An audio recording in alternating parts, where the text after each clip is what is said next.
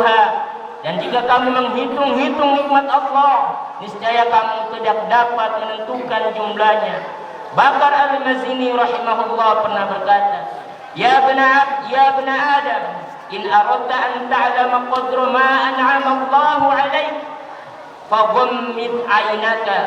Wahai manusia anak Adam, jika engkau ingin tahu kadar nikmat yang telah Allah peruntukkan untukmu, telah memberikan untukmu, maka pejamkanlah matamu, karena begitu besarnya nikmat Allah tidak dapat kita menghitungnya, karena Dialah Allah yang Maha Agung, Maha Pengasih, lagi Maha Penyayang.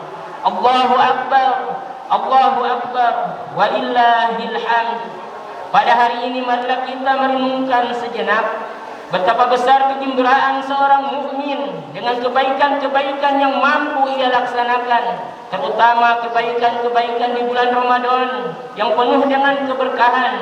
Memang kegembiraan dengan datangnya hari raya Idul Fitri sangatlah besar dan agung, namun kegembiraan akan menjadi bertambah agung dan besar ketika seorang mukmin yang bertakwa mendapati sesuatu yang menggembirakannya dalam catatan amalnya di akhirat kelak, di saat banyak orang ketika itu tengah merugi dan celaka. Wa'iyadu billah. Allahu Akbar, Allahu Akbar, walillahil hamd. Oleh karenanya, mensyukuri nikmat tersebut tentu dengan terus memperbaiki ketakwaan dan ibadah kita kepada Allah Subhanahu wa taala.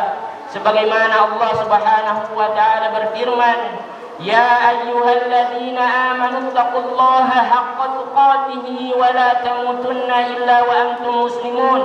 Wahai orang-orang yang beriman, bertakwalah kepada Allah dengan sebenar-benar ketakwaan, dan janganlah kamu mati kecuali berada di atas agama Islam. Hal ini sebagai wasiat takwa yang agung, jalan keselamatan bagi seorang hamba baik di dunia maupun di akhirat kelak. Allahu Akbar, Allahu Akbar, walillahil hamd. Masyiral muslimin, sidang jamaah salat Id rahimakumullah. Pada pagi ini kita berkumpul di hari yang penuh berkah untuk menyambut datangnya bulan Syawal 1447 Hijriah, setelah kita melepas kepergian Ramadan, bulan yang mulia, bulan kebaikan, bulan yang penuh berkah, bulan taubat dan bulan berbagai macam ketaatan dan amal soleh itu telah pergi meninggalkan kita. Maka janganlah kita merasa jumawa karena telah selesai mengerjakan ibadah di bulan Ramadan. Mari kita dengar perkataan Ibnu Rajab Al-Hambali bahwa pembagian tentang orang berpuasa ada dua tingkatan. Tingkatan yang pertama, orang yang menjalankan puasa dengan menjauhi larangan saat puasa saja atau hanya pada saat bulan Ramadan, yaitu ia meninggalkan makan, minum serta syahwat dan menghindarkan diri dari berbagai perkara yang diharamkan. Karena orang yang berpuasa meninggalkan makan, minum dan nafsu syahwat karena Allah, maka Allah akan mengganti dengan kenikmatan surga yang seperti yang disebutkan oleh Allah dalam ayatnya, Kulu washrabu hani'an bima aslaftum fil ayyamil khaliyah. Kepada mereka dikatakan, makan dan minumlah dengan sedap disebabkan amal-amal soleh yang telah kalian kerjakan pada hari-hari yang telah lalu. Quran surat Al-Haqqah ayat 24. Mujahid menjelaskan tentang firman Allah tersebut bahwa ayat ini diturunkan bagi orang-orang yang berpuasa. Adapun tingkatan yang kedua, berpuasa atau menahan diri dari berbagai hal yang Allah haramkan, baik di bulan Ramadan juga di luar bulan Ramadan, di bulan-bulan lainnya. Ia pun menjaga batasan-batasan Allah dan tidak melanggar batasan-batasan tersebut. Ia meninggalkan kenikmatan dunia dan mengharap balasan di akhirat kelak, sehingga hari berbukanya yaitu waktu merasakan nikmat ketika berjumpa dengan Allah di akhirat kelak. Tingkatan kedua ini tentunya lebih tinggi daripada tingkatan yang pertama tadi. Ibnu Rajab Al-Hambali melanjutkan, siapa yang berpuasa menahan syahwatnya di dunia, ia akan dapati kenikmatan tersebut di jannah, di surganya Allah Subhanahu wa taala. Siapa yang meninggalkan ketergantungan pada selain Allah, maka ia akan menantikan balasannya ketika berjumpa dengannya. wa man kana yarju liqa Allah fa inna ajalallahi la'at. Barang siapa yang mengharap pertemuan dengan Allah, maka sesungguhnya waktu yang dijanjikan Allah itu pasti akan datang.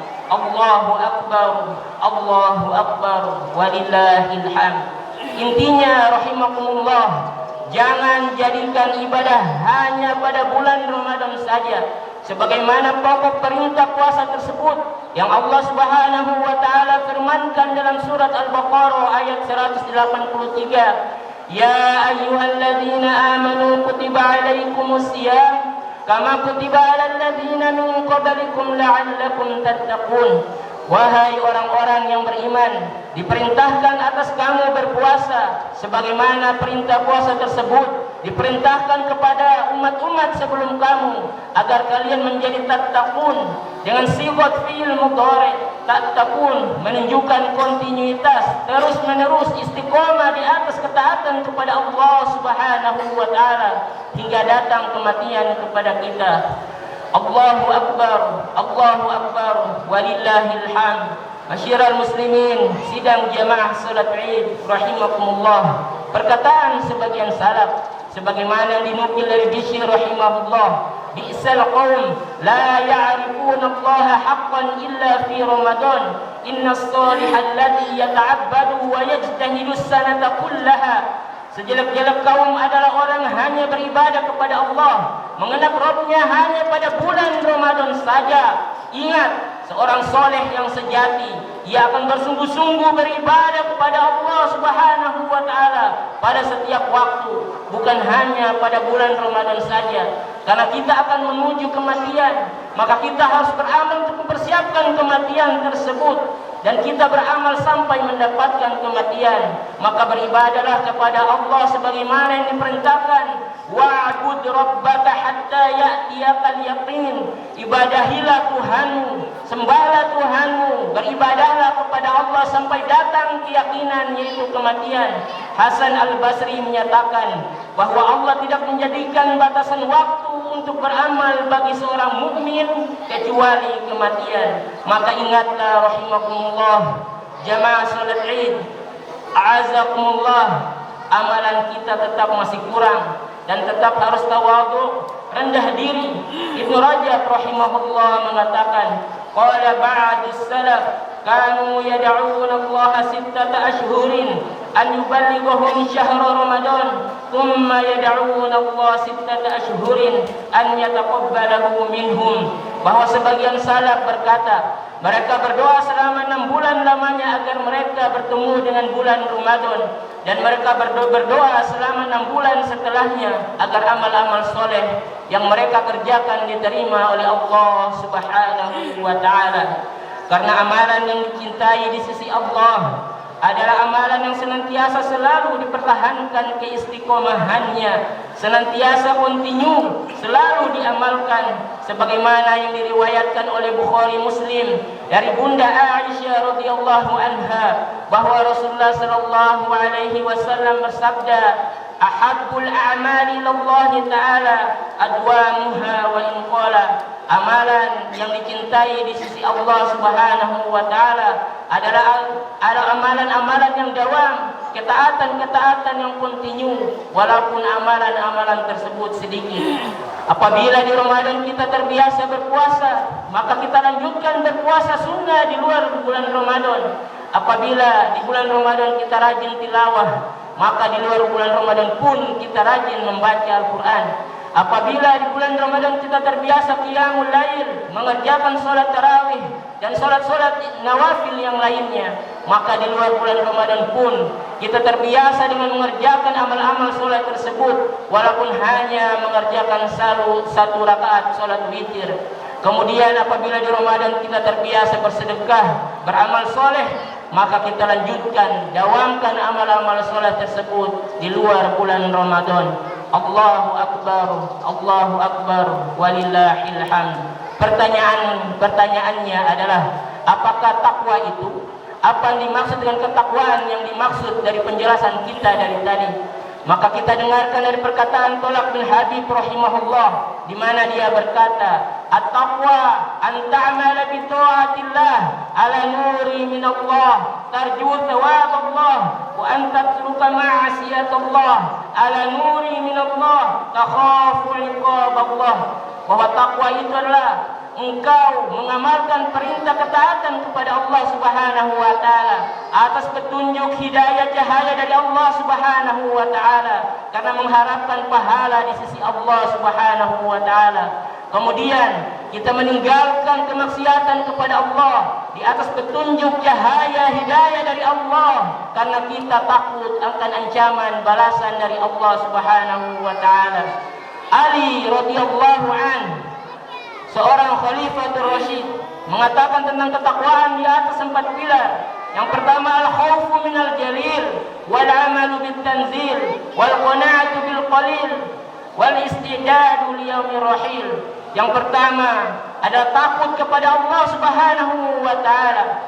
Maka apabila kita takut kepada Allah, kita akan mengikhlaskan ibadah kepadanya, tunduk terhadap perintahnya. Yang kemudian pilar yang kedua, wal amalu bit tanzil, mengamalkan sesuai dengan apa yang Allah Subhanahu wa taala firmankan, baik yang turun dari Al-Qur'an maupun dari perintah nabinya, dari sunnah-sunnah nabinya sallallahu alaihi wasallam. Apabila seorang hamba telah kokoh dengan 2 hal ini, maka akan kuat iman dan ketakwaannya. Maka dia akan qanaatu bil qalil pada pilar yang ketiga. Dia akan merasa cukup dengan apa yang diberikan oleh Allah Subhanahu wa taala, menerima segala takdir yang ditakdirkan kepadanya karena ia yakin bahwa kehidupan dunia ini adalah sementara dan kehidupan akhirat adalah selama-lamanya. Maka ia mempersiapkan pada pilar yang keempat, wal isti'dadu li yaumir rahil. Ia akan mempersiapkan saat ia berjumpa pada suatu hari yang berat, akan mempertanggungjawabkan semua amal di hadapan Allah Subhanahu wa taala. Allahu akbar, Allahu akbar, walillahil hamd. Masyiral muslimin, jamaah salat Id rahimakumullah. Tentunya sebagai hamba manusia yang lemah, ada kalanya kita terjatuh ke dalam kemaksiatan dan dosa. Maka fafirru ilallah, kembalilah segera kepada Allah Subhanahu wa taala. Dengan kata fafirru bisa dikatakan berlari segera menuju Allah Subhanahu wa taala. Tinggalkan maksiat tersebut. Tubu ilallahi jami'an ayyuhal mu'minun la'allakum tuflihun. Bertobatlah kepada Allah wahai orang-orang yang beriman semuanya, agar kalian menjadi orang yang beruntung.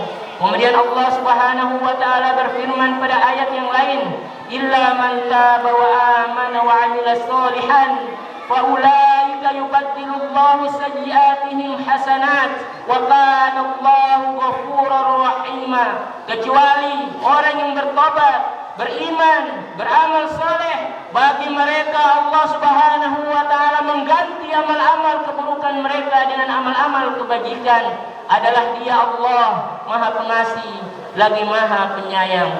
Allahu akbar, Allahu akbar, Allahu akbar, walillahil hamd.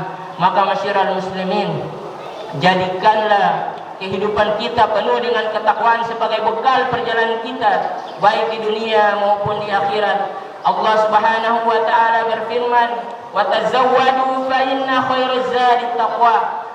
Berbekalah kalian, dan berbekal yang terbaik adalah dengan ketakwaan. Dengan ketakwaan seorang hamba senantiasa berada di atas kebenaran. Ia akan mempersiapkan dirinya untuk menghadapi Allah dan mempersiapkan dirinya untuk mempertanggungjawabkan setiap amal-amal yang dipertanyakan kepadanya. Karena amal itu tergantung pada akhirnya. Maka istiqomalah. Rasulullah sallallahu alaihi wasallam bersabda, "Innamal a'malu bil khawatim." Amal itu tergantung pada akhirnya. Maka kita harus senantiasa berada di atas ketaatan. Sebagaimana perkataan Al-Imam Ibnu Katsir, "Man 'asya 'ala syai'in mata 'alaihi."